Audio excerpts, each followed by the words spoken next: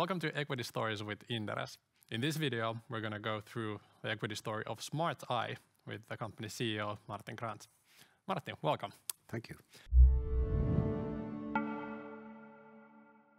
It's very good to have you here.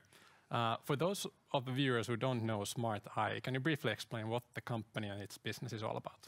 Yeah, Smart Eye started a little bit more than 20 years ago with the ambition to take eye tracking out to the masses, so to say. I mean, eye tracking existed back then as a pure research tool, but we had a vision about being able to use it everywhere, including in cars. Mm-hmm.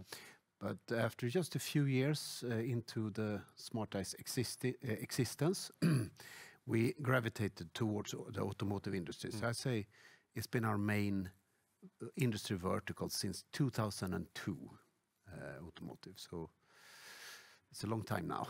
Right. And right now you have two parts in the business. There's the automotive part, the driver monitoring systems, and then the behavior research. Yeah. So how does that split work and why are these together?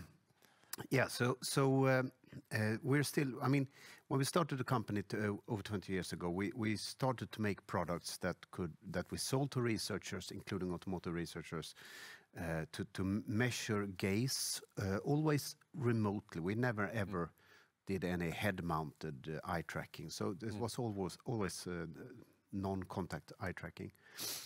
And this is how we started to build the company, and that's how we started to grow the company. And we started to have some interesting conversations and projects and planning was going on with automotive manufacturers back in 2008 when the Lehman crash hit. And the automotive sector was very leveraged at that time, back in 2008. So automotive companies were hit very hard, and they kept down really investment in R&D for a couple of years after the Lehman crash. So we were only back then, during those years, we were only selling research products. And then approximately 2013, 2014, we started to get back these automotive OEMs who wanted to put it into serious production. And then we got a contract shortly thereafter with BMW, we got a contract with Audi, and then it just went on from there. If you go into the market and what's happening, I guess especially in the automotive industry, what is driving the need for technology to follow the gaze of the eye and what you can measure from people? It's very simple. From the beginning we said that, I mean, back 20 years ago when we were sort of making the choice in which industry verticals should be our focus. We had a firm belief back then that this is something which eventually will be legislated. I mean, this technology of measuring a person's face and eyes increases the safety in the car, the safety level of the car. The cars will crash. People will not fall asleep when driving and so on. So it will be legislated. It will become standard in all cars, just like seatbelts, just like airbags. That was our firm belief back then. And of course, now this is actually coming through. So there is legislation which is fairly new in Europe, where that stipulates that if you want to sell a car in Europe after 2026, it has to have driver monitoring, which is eye tracking in cars. It has to have it, or else you cannot sell it. It doesn't matter if it's an imported car from China or from Japan or Korea, it has to have eye tracking. So of course, this is like the European car market is 18 million cars, and we know that the global market is going to be at least these 18 million European cars, plus, of course, more cars in the rest of the world. But in the rest of the world, we don't see this legislation yet. So I guess the drivers are, of course, there's an overall interest in preventing accidents for drivers and cars. Yeah. And then, of course, I guess there's technology part, that the technology is more mature now to go to that direction. And then there's the regulatory side that now this is put in force so that all automakers need to do it at some point. Exactly. And this regulatory drive is creating a baseline. It's creating a baseline, and the baseline is that in the car you will have a camera looking at the driver. That's now in Europe soon mandatory. And of course, once you have the camera there, we have more features that we have developed and that are good features. Maybe not as necessary for safety reasons, but they can be useful for many other purposes, such as, for example, identifying the driver or seeing if there is a driver in the driver's seat or not. There is a lot of other interesting features, or seat belt detection, all these kind of things.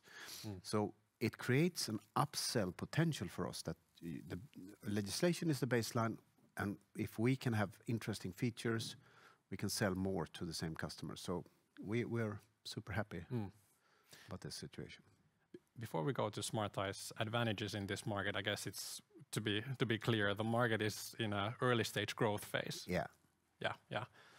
So a long way still to go to get to an adoption level where most of the cars in the world would have driver monitoring systems. Yeah, I'd say that we don't know exactly yet because we are still just recently gotten in Q3 numbers from the OEMs, but we are definitely in a ramp-up period reported by us and also reported by others in the market. And I would say that the market is maybe, let's say, 2 to 3% adoption rate right now in terms of all the cars and trucks and buses manufactured.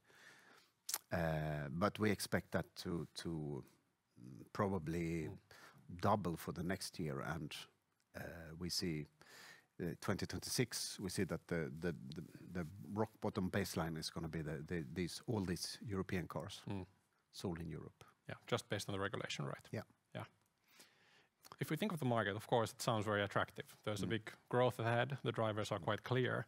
Obviously, it also attracts competition. So when we think of Smart Eye in this market and your advantages and maybe also disadvantages, so how do you think, what do you think are the advantages you have as a company in the market, and maybe what are the areas where you're a bit weaker? It's easier with the advantages.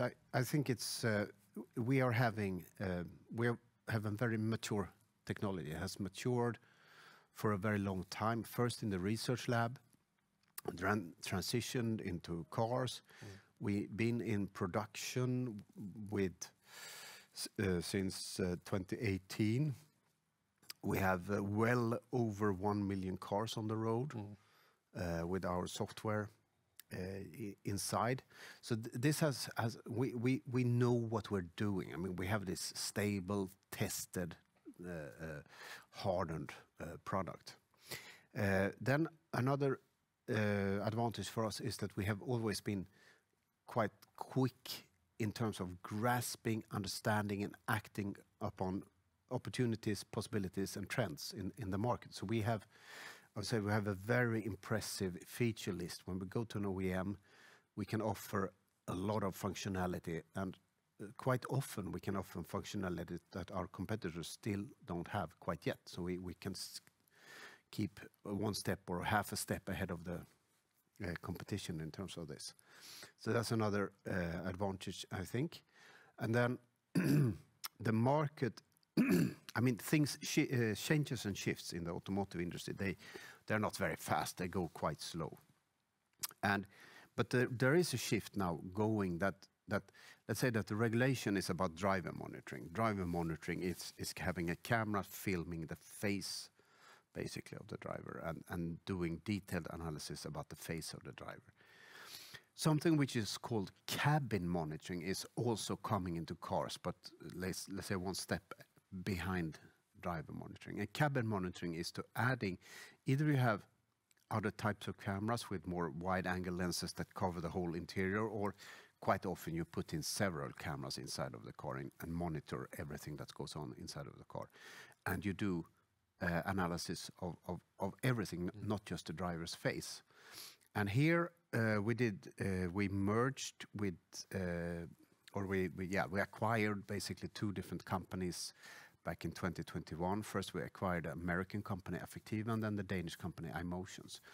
And the reason we did so, yes, they have a great research business, but that's not the prime reason why we acquired them. It's about finding these synergies for interior sensing, for cabin monitoring, and multimodal cabin monitoring that we see as a next step.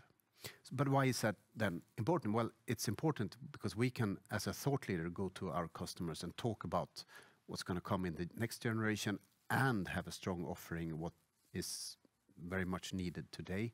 So this creates a great synergy in the marketing and sales marketing side for us. Do you see any disadvantages in being a couple of steps away from the car manufacturers? So since there's the suppliers in between often that put together technology and you supply to them, do you see this as a disadvantage for you? It could be, definitely, this can be a disadvantage. It removes you from the one step from the end user.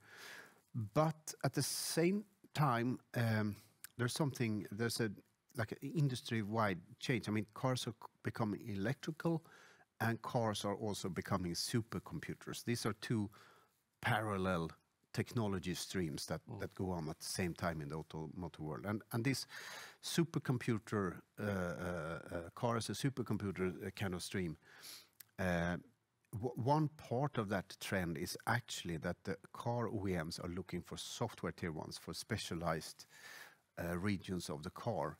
And we are actually starting to quote now as a software tier one in different towards different OEM customers. So I see this is one trend which it's not going to happen overnight, that the industry completely changes overnight, but it's gradually changing. And I think the fundamental reason is that this software-defined vehicle, as it is called, is a more it's a better way to develop and to have a more feature-rich, software-rich car, so to say. So yeah, there's great possibilities along both tracks, and we intend to support both types of customers. Right. And I guess what you're saying is that since you believe your technology is so advanced and your portfolio is quite broad, what you can offer, that also shields you a little bit from the position of being a step away from the customer. Yeah, and always forever we have always sold and marketed and have had a very close dialogue with OEMs. But at least the way the industry used to work was that the OEMs, they wanted these big tier one companies between themselves, and let's say companies like SmartEye who supplies the software, or companies who supply processors or other key components. But it's also changing a bit. Moving on to your strategy and value creation, you have these market trends. You have the market demand increasing quite likely with the regulatory side, and you have the strengths with your technology and the broad offering.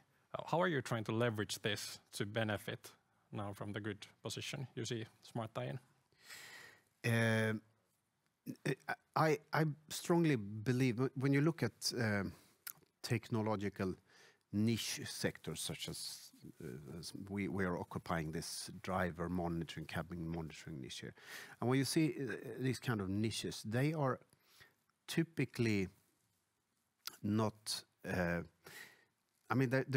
typically occupied by one or two players in the end. I mean, in a sort of ingestion phase, when everything starts up, there can be many players, but in the end, it seems over and over again that building a new technology from scratch, it's like building a building where you put brick onto brick onto brick onto this building. And this means that it becomes the longer you wait, the harder it gets for someone new to come in and be able to compete here. So I see it like, I expect there to be some sort of what do you say?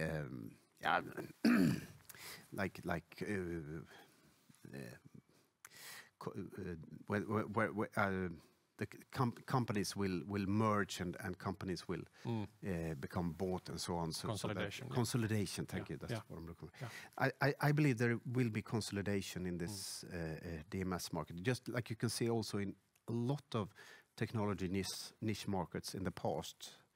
And in the end, there is a few companies who have the sort of commitment and have the stamina to be long-term suppliers of this. And just like our technology consists not only of hardware. It's not only of software. I mean, it's software and hardware and system knowledge and optics and physiology and things like that. Biology, everything like merges in eye tracking and becomes a whole. But if you look at where do we spend our resources, where do we invest? It's 90% software. It's software engineering, it's algorithms, it's AI, it's data. So this is, it makes it very hard for someone else to just come in and say, I have this bright idea about how to develop an algorithm and I'm going to outcompete everyone in the market. No, not very likely. Yeah. It's not very likely. So since your focus is very much on the automotive and developing technology and focusing, making sure that you're competitive in that particular customer vertical, then there's the question of what are the risks of that? And obviously, you can drive your technology and you can make sure your products are up to speed. But I guess in 2021, 22, we saw challenges in the automotive industry. Yeah. And they weren't moving ahead with new models in the way that was, I guess, expected before those times. So when you think of the risks of your strategy, how much do you feel that is in your control in making this growth in this market versus what is in the hands of external factors like component shortages, things like that? Yeah, that's a super great example that you bring up there. I mean, we all sort of realize that there's a pandemic going on, there is shutdowns and whatnot is happening. People start to work from home almost exclusively, unless you're working in a hospital or a factory, things like that. But all people, software engineers, for example, work from home. And what happened in 21 was that we sort of had an idea about, of course there will be delays, but we couldn't really quantify it, how much delays, where will the delays come, and so on. But then it was almost also like a perfect storm. So you also have component shortages that forced car OEMs and everyone who was working with electronics had to redesign. So you have to, I can't get this component anymore. I have to redesign. I have to change into this new component that I actually can buy. I need to requalify my electronics hardware. So it took focus away from the new car platforms that were also developed at the same time and were supposed to go into production. So especially if you had a car platform that was supposed to go into production after COVID hit in February, March of 2020, I would say all of them that I know, maybe there's some I don't know, but all the ones that I know, they got delayed more or less. And then there was component shortage. And then was this boat going in the Suez Canal and clogging up the supply chains. So, I mean, we're still, I would say, we were supposed to have ramp-ups from some of our car OEMs in 21. Others were supposed to ramp up in 22. We see now that they are starting to ramp up by the end of 23 instead. So I would say there's a big delay, which is the factor that sort of we had our cost structure was too high for what actually happened after COVID. So we had to make a cost savings program last year and cut costs with 10% and so on. But I believe now these are huge companies. We're talking about, General Motors, Volkswagen, Geely, and what the BMW and whatnot. I mean, these huge companies, of course, they will get the new car platforms in production eventually. They will solve the problems that they have eventually. and we will see our volumes grow eventually. But of course, it's outside of our control. So it's a weakness. So the way we try to accommodate this risk of ours is that we are keeping our costs as low as we feel that we can keep them without risking, customer projects or business. So we keep our costs at a very low level, and we just sit and wait for all these car platforms to go into production, our volumes to grow. And we don't have to wait. I mean, it's not that we are waiting for something which is very far away. I mean, we only need approximately 500,000 cars per quarter produced. If we have a production rate from all our, let's say, 20 OEMs, 238 car models, if they just produce at 500,000 per quarter, which is equivalent to, I think it's equivalent to 25% or so of the whole stock. If that happens, we go break even or even positive cash flow. So we don't have to wait for long. I think next year we will get there. So if we look at Smart Eye from an investor's point of view and the value creation approach you have, I guess it would be fair to say that you're going forward in a cost transformation, or kind of you're getting ready to get the volumes up so that you get the profitability from the red to the blacks. Yeah. And then after that, it would be a story of profitable growth. Would that be fair to say? Yes, that's fair to say. And also, of course, it's up to shareholders to decide, but I don't expect us to really have a big dividend or so. I foresee that we would reinvest the profit, because there's so much interesting stuff to do within our niche, within this technology that we're developing. So the profit will be used to increase the already fast-growing market. Right. So first order of business, profitability, and then making those profits and growing your position in the market. Yeah, that's the basic plan. Yeah. Perfect. Thank you so much, Martin, for this conversation. Yeah. It was very, very fun. And thanks to all the viewers as well. You can follow Smart Eye on Inderes.se. Bye-bye.